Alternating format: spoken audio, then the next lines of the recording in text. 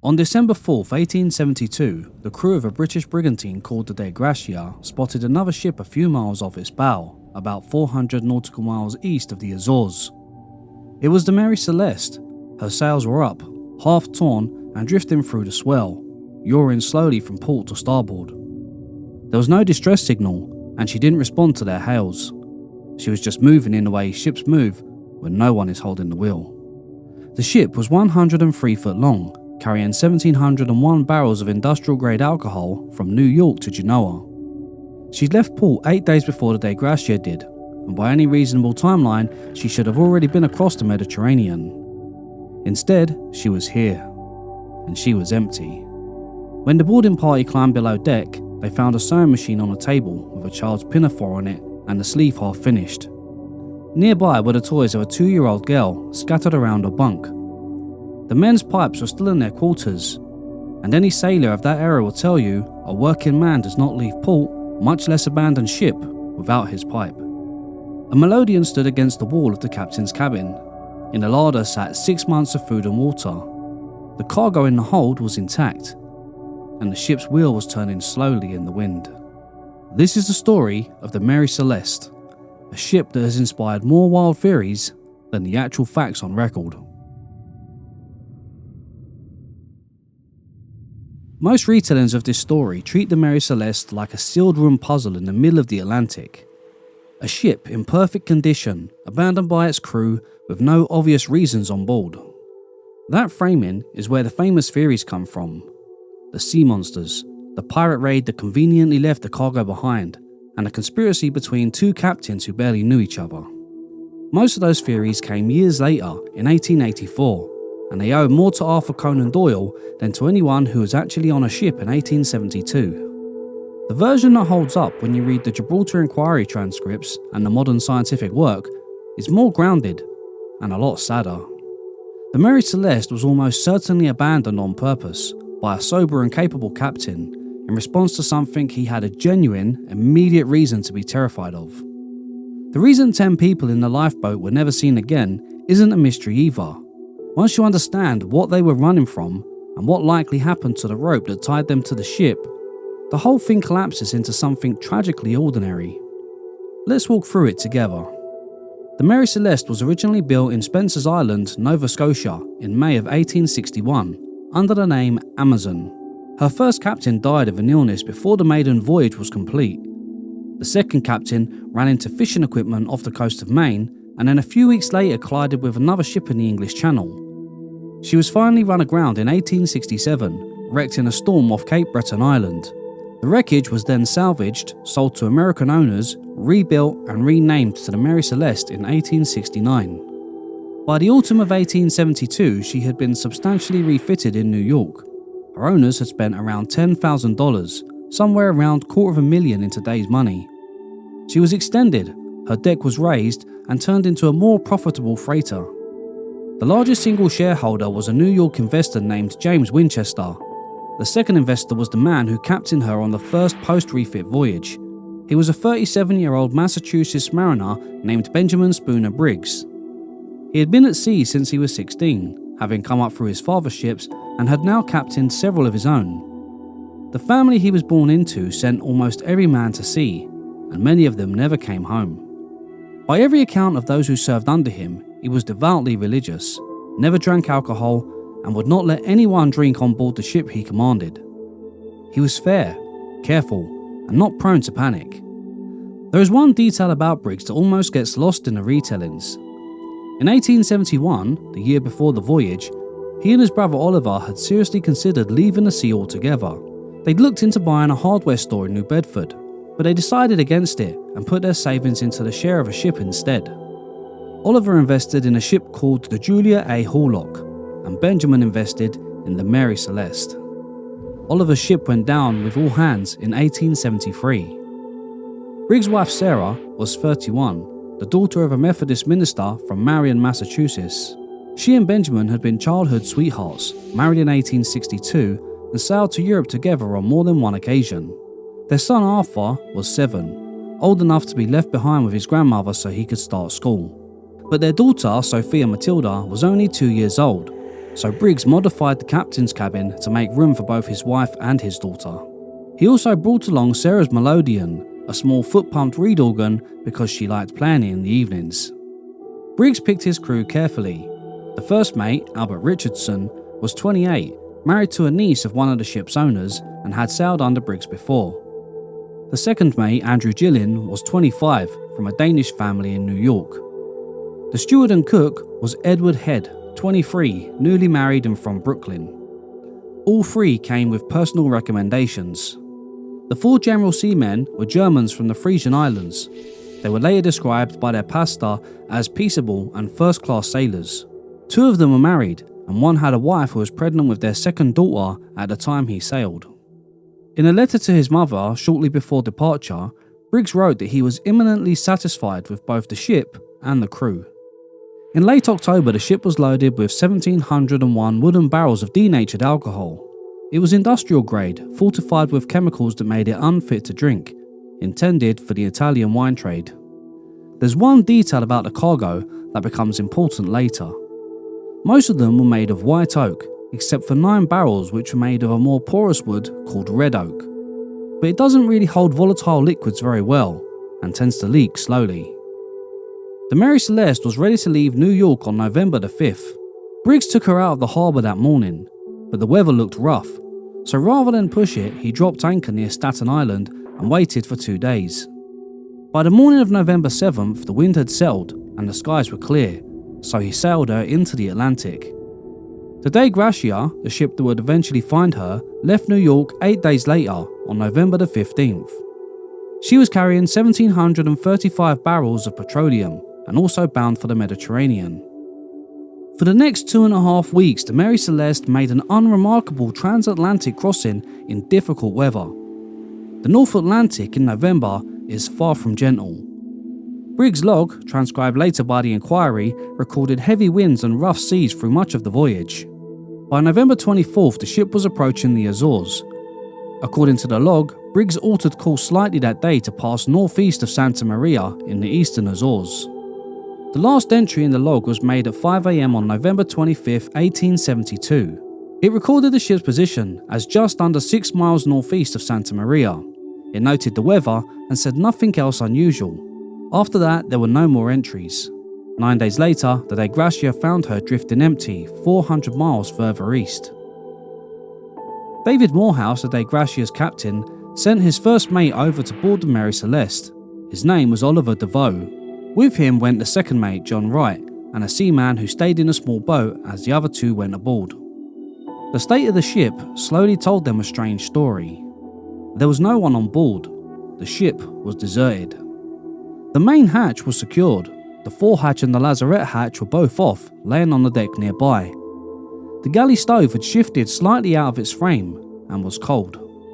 There was about 3.5 feet of water in the hold, enough to notice, but not enough to sink her. One of the ship's 2 pumps had been disassembled. A sounding rod used to measure water in the hold was lying on the deck. The crew's belongings were largely undisturbed. Sarah Briggs' sewing machine was still in the family cabin. The captain's pocket watch was still in his quarters. There was no sign of a struggle, no blood, and no damage consistent with violence. The captain's chronometer, sextant, and navigation book were gone, along with the ship's register. The log slate was still on the cabin table. The ship's only lifeboat, a yawl that had been stored across the main hatch, was missing. The rail on one side had been removed in a way that was consistent with the yawl being deliberately launched. And the 9 barrels that were made of red oak were empty. That last detail is the one that has done most of the work in the modern theories, and it's the one that most people skip past. DeVoe and his small salvage crew sailed the Mary Celeste roughly 800 miles to Gibraltar, where she arrived on December the 12th. The British Vice Admiralty Court convened a salvage inquiry the following week. The man running the inquiry would spend the next 3 months trying to prove, against the evidence in front of him, that something terrible had happened on that ship. Frederick Sollyflood was the Attorney General of Gibraltar, and from the moment the Mary Celeste arrived in port, he was convinced he was looking at a crime scene. He spent weeks trying to prove it, and the longer he spent, the louder he got. His first theory was that the German crew had broken into the alcohol, become drunk, murdered Briggs and his family, and escaped in the yawl. The problem with that theory was that the cargo was denatured, poisoned with methanol, and would have been more likely to kill them than intoxicate them. The other problem was the cargo was intact.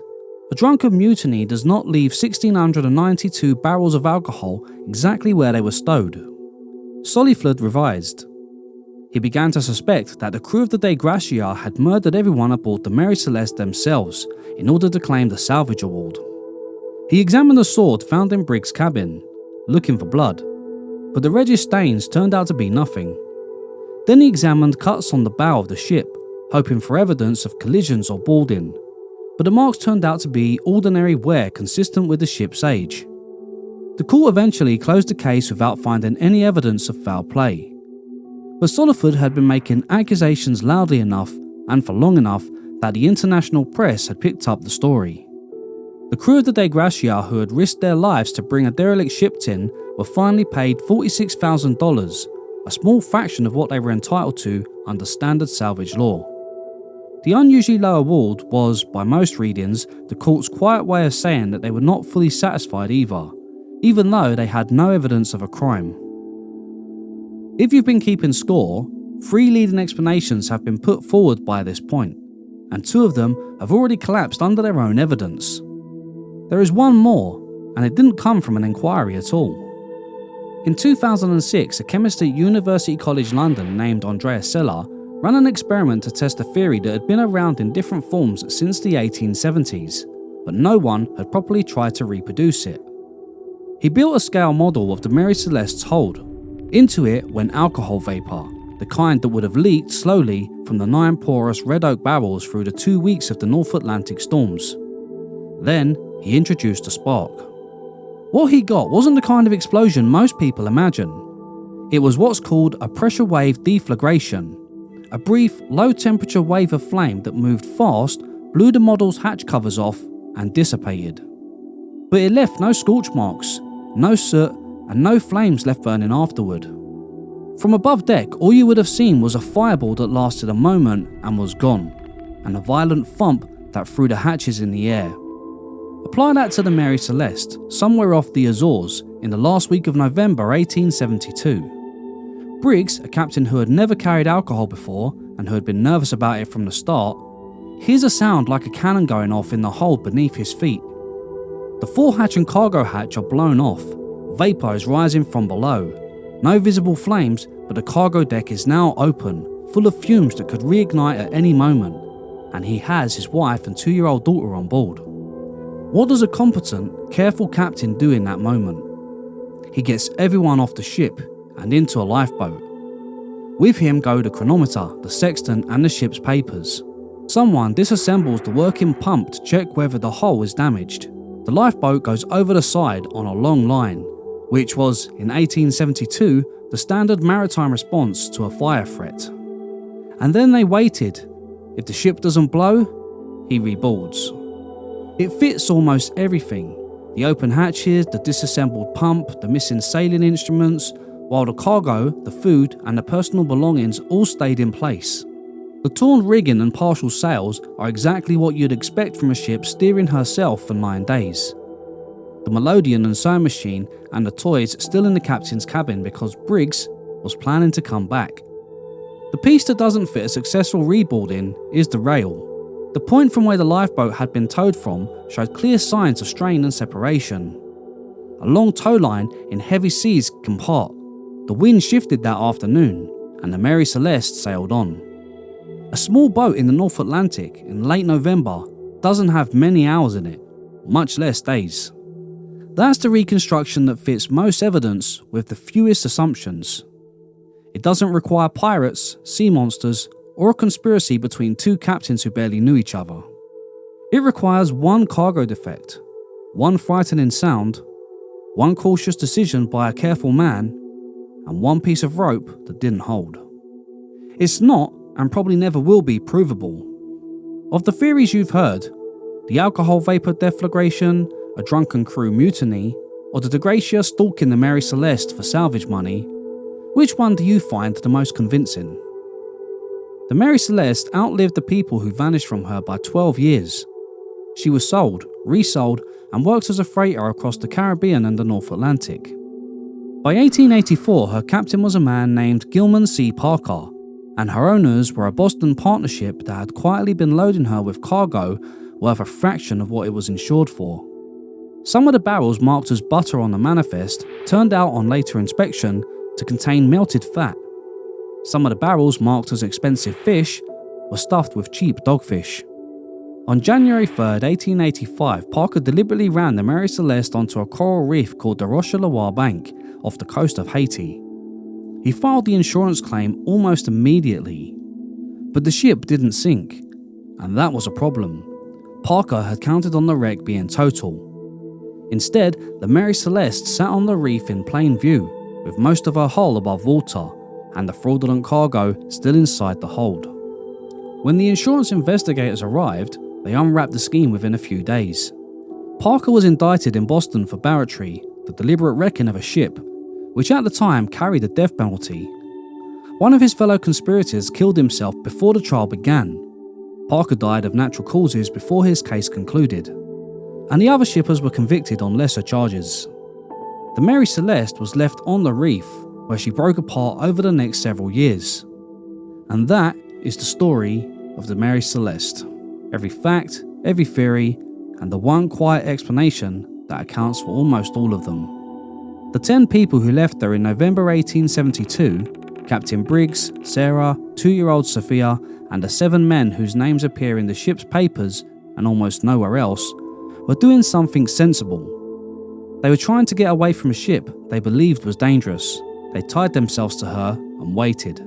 Then the wind shifted, the rope parted, and the rest belongs to the ocean. The legend grew because Frederick Soliflud was a fool, and Arthur Conan Doyle was a genius. And between them, they turned a quiet maritime tragedy into a sealed room mystery that has never quite been allowed to close.